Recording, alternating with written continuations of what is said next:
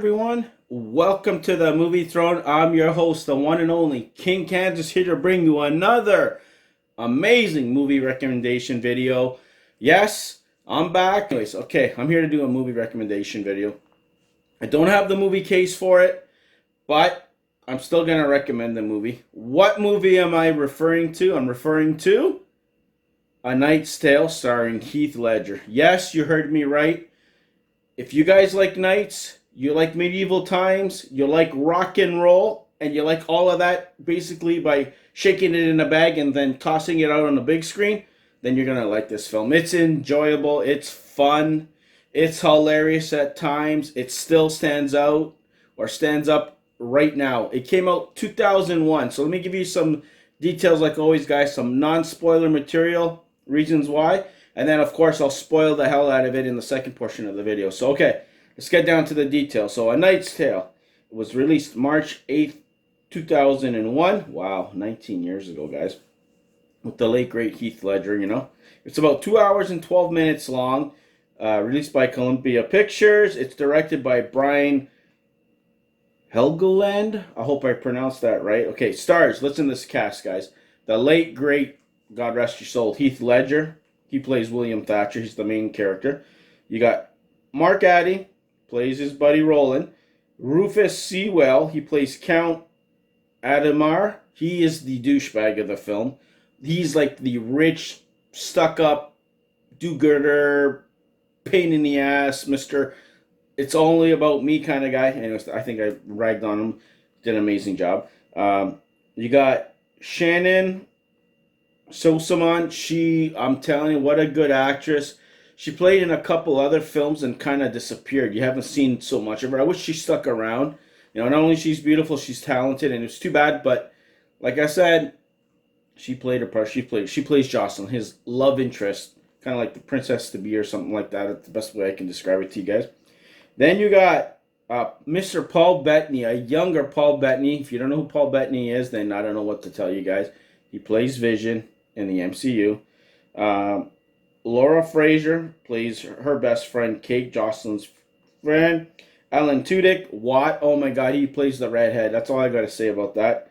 Berenice, Bejo, Scott Handy, James, Brian, Mark Purefoy, he plays Edward. You guys seen this guy before, trust me. If you see this actor, you'll know, yep, he's king-like material. He plays the next king to be in the movie. And then you got Christopher Cazenove. He plays Heath Ledger's father at the beginning and then a little bit near the end. So why am I recommending this to you guys? Well, the reason why I'm recommending it, it's just pure fun, guys. I never seen them up to that point come up with two different time periods in a sense. Rock and roll from when we grew up, like this, well, maybe me, maybe not you guys, from the, say, 70s, 80s, and early 90s, and mix it with medieval knights who basically fight. They joust. If you don't know what joust, they hold that big long thing on horses, and they kind of go towards each other and take each other out. So it's kind of like a tournament for knight thing there. That's the original overall theme.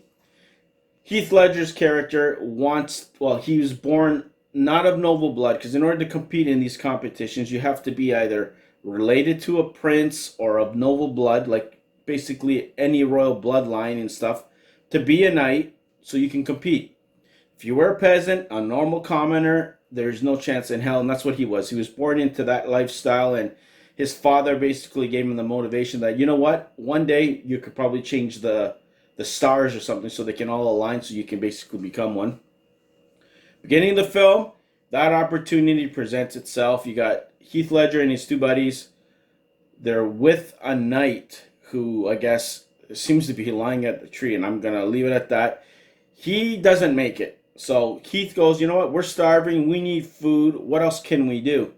So he decides to impersonate him, and then that's where the journey continues. It's him going on this path with saying, you know what, to his friends, hey, we got away with it once. We can probably pull this off and kind of make something out of it, right? Because his dream was always to be a knight.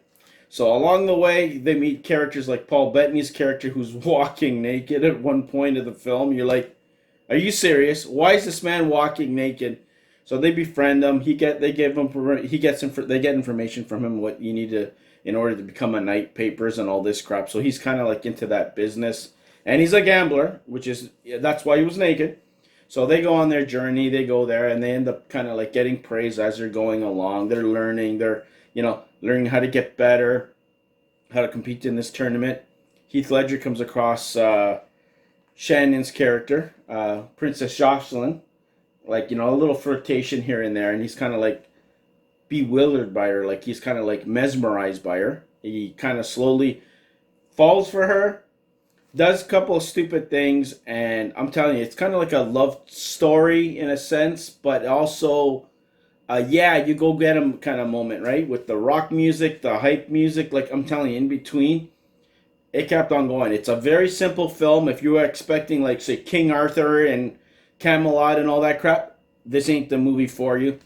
This is kind of like, at the time, for teenagers, like I was in my teens, something that if you enjoyed knights, you like people getting stabbed and stuff, the whole medieval times kind of, era, or whatever you want to call it, with England in its earliest days, and rock music, and you put it together, it was a perfect combination. Like I'm telling you, the action scenes were pretty cool, dramatic at times, nothing like we see today. Like back then, that was like, oh my god. Now, no, you've seen that 10 times even more than what you see today than you do today, right? Kind of thing. But I'm pretty sure that you guys will totally enjoy it. I know for a fact. So go check it out yourselves. Come back in the comment sections. Let me know what your thoughts. Have you seen it? Have you not seen Heath Ledger? All the actors that I know are very young in this, and I'm telling you, you guys will definitely enjoy it. Okay, put that spoilers. Why should you see it? It's just damn good, man. From very dramatic scenes with him with his father to the rock and roll music, how they infuse it together. Incredible. Horses. I love King Arthur and all that stuff myself. So if you're into medieval times and days and all that crap with King Arthur and the knights and all that lore and the kings of England and all that, you will definitely like it. Paul Bettany is in there. He's hilarious. He's like the over-the-top announcer that just kind of goes on and on, that annoys the shit out of everybody and embellishes beyond belief. You got his friends, the redhead guy. Oh my god, he's just fun. He's just gonna beat up everybody. It was pretty cool. His bigger friend, which is pretty cool. There's a scene that they're in a tournament in France, Paris, right? This is before the big finale there, and there's a couple of French guys going off on him, saying, "Oh yeah, whatever." They're all drunk at this time. "Oh yeah, well, the Pope is French," and then his buddy gets up, and I still laugh to this day, and I don't know if you guys will find it funny, but I found it funny. Goes, "Yeah, the Pope may be French, but guess what? Jesus is English." And I was like on the floor. Like I'm telling you, I seen the movie in the theater. People were laughing their asses off. So little slapstick comedy like that. You got him learning how to dance, Heath Ledger's character, just so he can go to these things. I'm not going to the dance. I don't know how to dance or anything. They go.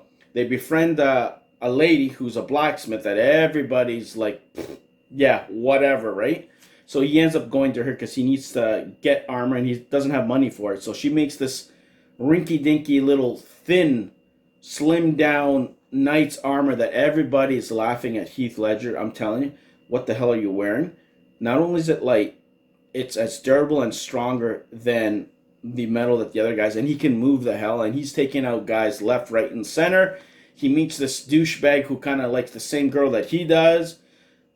There's the future king in it, Edward, that nobody wants to fight. Every time everybody finds out it's him, they kind of step down, but nope. He goes all out, and he got respect from Edward there, and that comes into play down the road that when Heath Ledger's secrets out of the bag that he is not of noble blood, and he faked his papers and all this shit, that they put him in the guillotine. That's the thing when they put their heads in, whatever, and he comes there, and he kind of pardons him and makes him a knight so he can continue in the tournament and win the damn thing. But my God, like back and forth, the dancing, the comedy, the girls, like I'm telling you, girls had it rough there, and to see a little bit of that setting up for themselves during that time was pretty cool. The sassiness or the flirting between Jocelyn, Shannon's character, and Heath Ledger's character was great. Funny scenes. It wasn't as funny as I remembered it being, but it still holds up today. It's from 2001, so you're looking at 19 years ago, guys, and it was still good to watch. Fun. Like, I enjoyed it. You guys enjoy it. It's only like 2 hours and 12 minutes. My nephew seen it with me, and he was kind of in it, but he's young. He's like 8 years old, right? So, yes, I'm making him watch stuff there so he can kind of take over and I can retire one day. Just kidding.